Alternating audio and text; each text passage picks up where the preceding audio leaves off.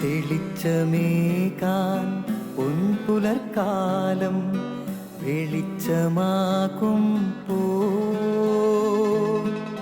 നുറുങ്ങുവെട്ടം പക്ഷിപരാഗം തെളിച്ചു കാട്ടും പോ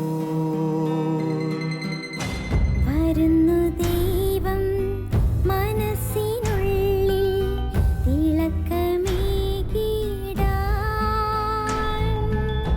തരുന്നു ധ്യാന പ്രകാശമാർക്കും വിളക്ക് വയ്ക്കുമ്പോൾ നുറുങ്ങുവെട്ടം ഇറങ്ങിടട്ടെ ഹൃദന്തമെല്ലാം യുഗപ്രകാശത്താൽ മറഞ്ഞിടട്ടെ മനാന്ധകാരം യുഗപ്രസാദത്താൽ നുറുങ്ങുവെട്ടം.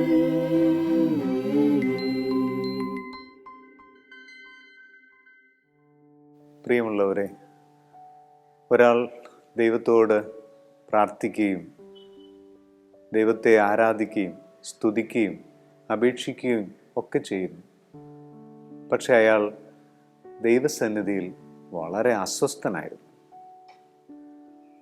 അതിൻ്റെ കാരണം, പ്രാർത്ഥനയുടെ സമയത്ത്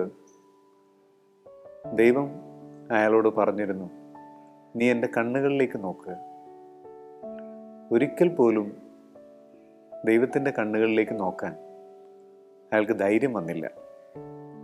ആ സമയങ്ങളിലൊക്കെയും അയാൾ ഒന്നെങ്കിൽ കണ്ണുകൾ അടച്ചിരിക്കുക, അല്ലെങ്കിൽ മറ്റ് പല സ്ഥലങ്ങളിലേക്ക് നോക്കിക്കൊണ്ടിരിക്കുക. ആകെ അസ്വസ്ഥനായിരുന്നു. അതുകൊണ്ട് തന്നെ അയാൾക്ക് ഒരിക്കലും ഒരു ദൈവാനുഭവം ഒരിക്കലും കിട്ടിയിട്ടില്ല.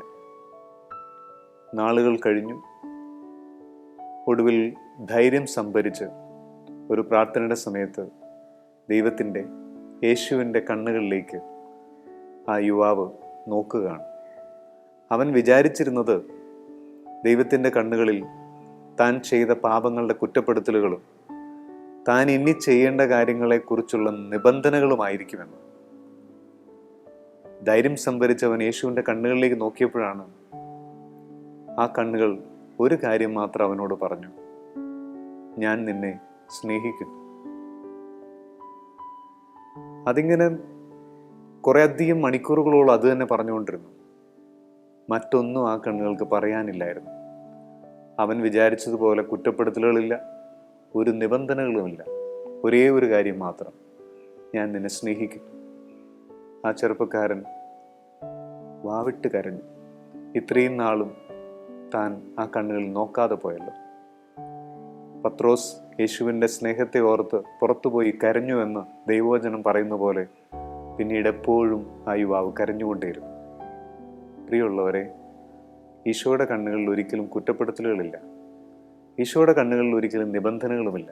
ഒന്ന് മാത്രം: ഞാൻ നിന്നെ സ്നേഹിക്കുന്നു. അതുകൊണ്ട് ആ കണ്ണുകളിലേക്ക് നോക്കാൻ മടി കാണിക്കണ്ട. എപ്പോഴും അവൻ്റെ കണ്ണുകളിൽ നോക്കി നമുക്ക് ജീവിക്കാം. പ്രാർത്ഥന. നുറുങ്ങുവെട്ടം